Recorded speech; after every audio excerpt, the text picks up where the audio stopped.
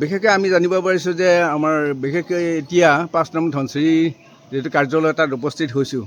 গতিকে এই কাৰ্যালয়ত উপস্থিত হৈ দেখিছোঁ আপোনালোকৰ যথেষ্ট ধনচিৰি প্ৰাইমাৰী নহয়, ধনচিৰি প্ৰাইমাৰীত আপোনালোকৰ গোটেই BPF কৰ্মকৰ্তাসকল উপস্থিত হৈছে।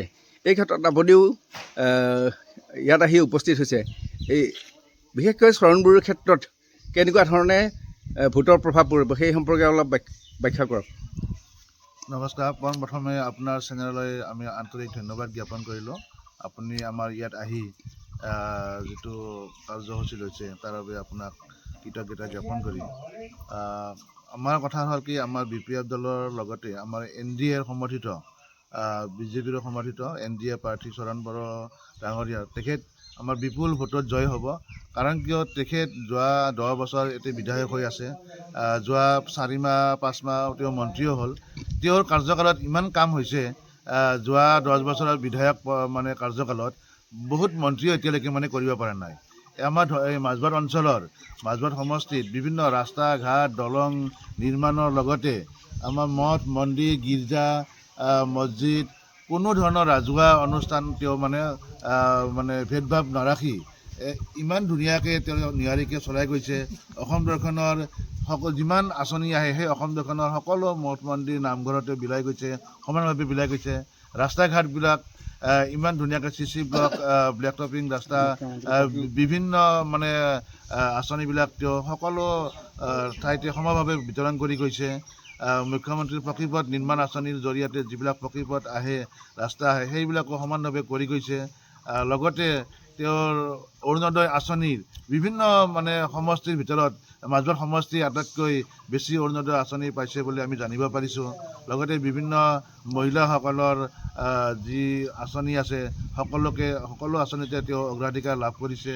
লগতে বিভিন্ন উন্নয়নমূলক কামত এনেকুৱাকৈ মানে ৰাইজৰ মন জয় কৰিবলৈ সক্ষম হৈছে যে ৰাইজে তেওঁক ভোট নিদিয়ে, অন্য দলৰ কথা তেওঁ ভাবিবই নোৱাৰে বুলি অলৰেডি ৰাইজৰ মাজত আমি গম পাইছোঁ। সেইকাৰণে তেওঁ এনেকৈ মানে ভোট পাব যেন মানে অসমৰ ভিতৰতে সৰহ সংখ্যক ভোটত জয় হ'ব বুলি আমি আশাবাদী। আমি কেতিয়াবা শুনিছোঁ যে সংখ্যালঘু বা অন্যান্য সম্প্ৰদায়ৰ কিছুমানে বিশেষকৈ তেওঁৰ পৰা সংখ্যালঘুৰ ভোটবোৰ কংগ্ৰেছে সাধাৰণতে লৈ যাব বুলি শুনিছোঁ। সেই ক্ষেত্ৰত কি ক'ব? এইটো সামগ্ৰিকভাৱে অসমৰ বা অন্য জেগাৰ কথাটো আমি ক'ব নোৱাৰোঁ, কিন্তু সামগ্ৰিকভাৱে BTCৰ ক্ষেত্ৰত সংখ্যালঘু ভোটাৰসকল আমাৰ BPF দলৰ লগত আছে। আৰু মাজবাট সমষ্টিত ঠিক তেনেকৈ আমাৰ যিখিনি সংখ্যালঘু ভোটাৰ আছে তেওঁ আমাৰ BPF দলৰ প্ৰতি তেওঁলোক আকৃষ্ট। তেওঁলোকে বিভিন্ন মানে সা সুবিধা BPF দলৰ পৰা পাইছে। আৰু সংখ্যালঘু অঞ্চলবিলাকো আমাৰ BPF দলে এনেকৈ তাৰমানে উন্নয়নৰ মানে গতি আগবঢ়াই নিছে, তেওঁলোকেও মানে কংগ্ৰেছ বা অন্য দলক মানে চিন্তা কৰাৰ এতিয়া অৱকাশ নাই। আমাৰ মানে BPF দলৰ প্ৰতিয়ে সদায় আছে আৰু ভৱিষ্যতে থাকিব। BPF জিন্দাবাদ, হাগলা মৰিচাৰ জিন্দাবাদ, হাগলা মৰিচাৰ জিন্দাবাদ, চৰণ বড়োচাৰ জিন্দাবাদ, চৰণ বড়োচাৰ জিন্দাবাদ, কেশপুচাৰী ছাৰ জিন্দাবাদ, কেশপুচাৰী ছাৰ জিন্দাবাদ, জয় BPF, জয় NDA, জয় NDA। বিশেষকৈ মাজবাট সমষ্টিত আমি জানিব পাৰিছোঁ যে চৰণ বড়োই ইয়াত কি কয় প্ৰাৰ্থিত্ব প্ৰদান কৰিছে BPFৰ পৰা। গতিকে তেওঁ যে জিকিব কি মানে আছে তাত? ধন্যবাদ। এই যে তেখেত ইতিমধ্যে 2টা কাৰ্যকাল আমাৰ তেখেতে MLA হৈ আছিল আৰু মাজত এই 6 মাহ কাৰ্যকাল তেখেতে মন্ত্ৰী হৈ আছিল অসম চৰকাৰত। তো তেখেতে যথেষ্ট উন্নয়ন কৰিছে।